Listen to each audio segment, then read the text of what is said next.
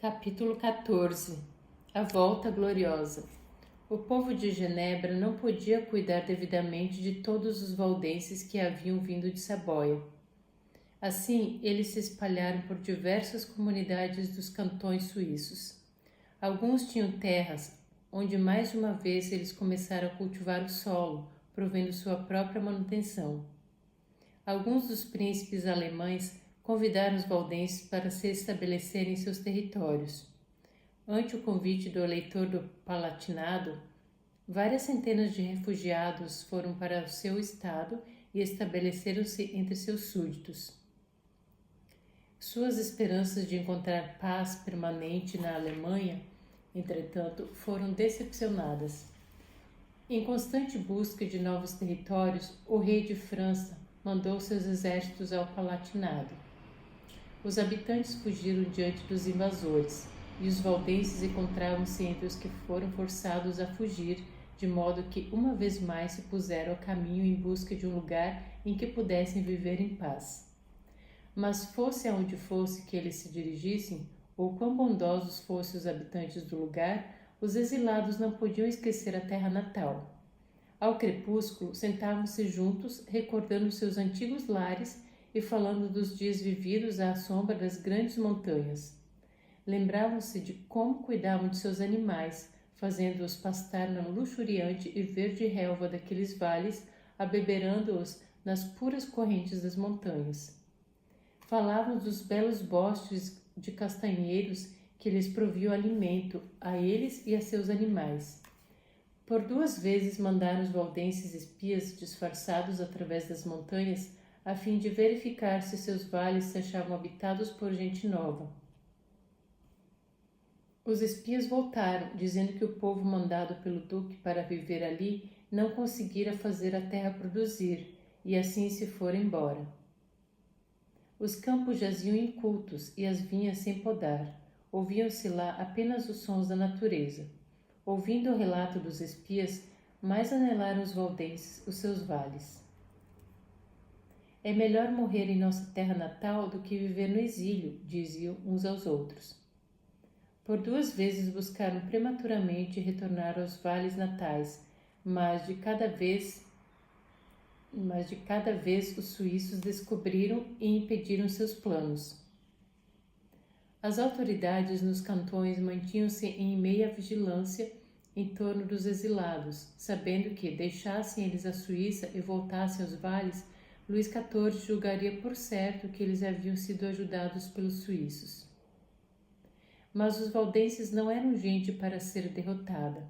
Felizmente encontraram um líder, Henrique Arnauld, um de seus pastores que havia servido no exército de Guilherme de Orange, da Holanda. Arnauld conseguiu dinheiro de Guilherme de Orange, que em breve se deveria tornar rei da Inglaterra, e com o auxílio de alguns exilados huguenotes, prepararam outra tentativa de atravessar os Alpes para os vales valdenses.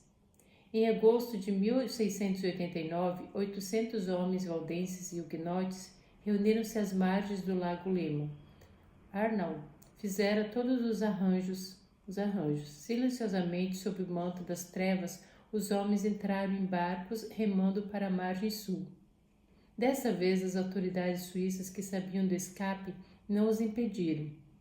As fortalezas que defendiam os caminhos regulares conduzindo da Suíça à Itália forçaram Arnauld a serviço dos mais perigosos trilhos na montanha. De vila em vila marcharam eles pelo coração dos Alpes, sem ter mapas que lhes indicassem o caminho a seguir, mas olhando as estrelas durante a noite e avançando em direção ao sul e a leste. Eles tomaram a maior parte dessas vilas de surpresa, levando consigo oficiais dessas vilas ou monges da localidade como garantias. Tomaram também alguns dos habitantes delas como guias de uma a outra colônia. Decidido, prosseguia o pequeno bando, sempre em grande perigo. Nuvens pousavam sobre os trilhos da montanha, e por vezes os homens perdiam o caminho. Alguns dias choveu torrencialmente. Nos mais altos desfiladeiros, eles encontraram até neve e saraiva. cobrindo a neve o chão à altura de seus joelhos. Só no 8º dia chegaram os valdenses em contato com soldados inimigos. A essa altura chegara aos defensores do paço a notícia de que um pequeno bando de valdenses, abrindo caminho, planejava invadir os vales. As novas dessa proposta invasão causou grande divertimento entre os soldados franceses e piemonteses.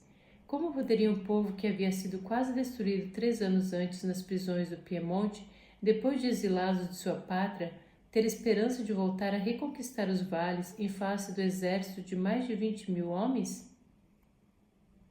Ao atingir os valdenses no estreito desfiladeiro à margem do rio Dora, chegaram à ponte que havia sido construída através da corrente. Seus espias relataram que uma força de 2.500 soldados franceses entrincheirados preparavam-se para deter-lhes a marcha. Arnaud chamou seus homens e conversou com eles acerca do que poderia ser feito. Esperando até que se fizesse escuro, eles avançaram o mais silenciosamente possível em direção à ponte, dispostos a arriscar tudo em uma tremenda luta. A sentinela francesa, percebendo os sons misteriosos na escuridão, chamou: "Quem vai aí?" "Amigos", responderam os valdenses. Isto, porém, não iludiu as sentinelas, que ergueram imediatamente o grito: "Mata-os! Mata-os!" O exército francês de um salto pôs-se em ação. As gargantas da montanha ecoaram o troar de sua infantaria ao se pôr em atividade 1.000 carabinas. Por 15 minutos os soldados franceses fizeram fogo nas trevas. Arnaud dissera a seus homens o que fazer quando o fogo começasse. Obedientes, eles estenderam-se de bruços no chão e esperaram que cessasse o fogo. As balas assobiavam por sobre as suas cabeças, mas não lhes causaram dano algum. Resolvido a destruir esses hereges, o comandante francês mandou 2 grupos de soldados ao redor para cair em cima deles pela retaguarda. Por momentos, parecia que os valdenses se tinham de entregar. Arnaud viu sua situação desesperada. Seus homens tinham de vencer ou morrer onde estavam. Para encorajá-los, um de seus oficiais ergueu o brado: "Coragem, a ponte está conquistada." Em verdade, isto não era certo, mas as palavras tiveram efeito eletrizante sobre os soldados valdenses. Erguendo-se de um salto, arremessaram-se sobre os homens que guardavam a ponte. Espalharam os soldados inimigos, pondo-os para fora do campo. Tomaram então a artilharia pesada dos franceses antes que uma só bala de canhão pudesse ser disparada por eles. Na confusão da noite, o comandante francês recebeu perigoso ferimento na coxa. Olhando em torno através das trevas aclaradas pelos jatos luminosos dos disparos, viu seus soldados em fuga. Relutante, ordenou retirada geral. Com uma porção de seus oficiais, muitos deles gravemente feridos, foi levado a Briançon, mas como não julgasse que seu exército estivesse a salvo mesmo aí, foi mais adiante no dia seguinte, a Embrun. "Pode ser possível", exclamou ele, "que eu tenha perdido a batalha e juntamente minha honra?" No acampamento francês encontraram os valdenses todas as provisões que lhes eram necessárias. Destruíram toda a comida e munições que não seria possível carregar. Na manhã seguinte à batalha, os valdenses contaram 600 homens do inimigo mortos no campo, ao passo que dos seus apenas 15 mortos e 12 feridos. Seria de admirar que Arnaud, seu pastor-comandante, os dirigisse em um grande serviço de ações de graças a Deus que os ajudara tão poderosamente? Prosseguiu sua marcha avante. No dia seguinte ao da batalha, avistaram eles à distância do cimo do passo do Monte Sic, os picos das montanhas que circundavam seus amados vales. Ali na montanha, realizaram eles outro serviço religioso. No dia imediato, entraram em estreito desfiladeiro, onde encontraram uma companhia de soldados piemonteses preparados para impedi-los de entrar em São Martim, um de seus mais belos vales. Tão depressa surgiram os valdenses, misterioso pânico apoderou-se dos soldados no passo. Fugiram sem dar combate, e agora, após uma ausência de 3 anos e meio, pisaram os valdenses uma vez mais seu próprio solo. No dia seguinte, começaram eles a galgar o passo Julien, que os conduzira lá embaixo ao vale de Lucerne. Ao aproximarem-se do topo, defrontou-se-lhes forte corpo de soldados piemonteses postados atrás de barricadas. Venham cá, seus barbudos! Gritaram os soldados quando avistaram os valdenses esforçando-se caminho acima. Nós guardamos o passo, e há 3.000 de nós. Os valdenses não necessitavam de incitação. Precipitando-se para diante, assaltaram as trincheiras e puseram em fuga os soldados pelo outro lado da montanha abaixo. No acampamento de seus inimigos, tornaram eles a encontrar grande quantidade de munições e mantimento. Descendo do vale, tomaram posse da cidade de Bóbio, onde pousaram para descansar alguns dias. Continuaram então sua marcha até chegarem a Vilaro, cidade que ficava a meio caminho entre Bóbio e La Torre. Ocuparam Vilaro, mas não lhes foi possível conservá-la quando uma grande força de soldados franceses os dominou, forçando-os a retirarem-se para Bóbio. Arnaud dividiu então seus homens em 2 bandos. Por várias semanas mantiveram eles uma luta contínua com os inimigos, como tantas vezes haviam feito no passado.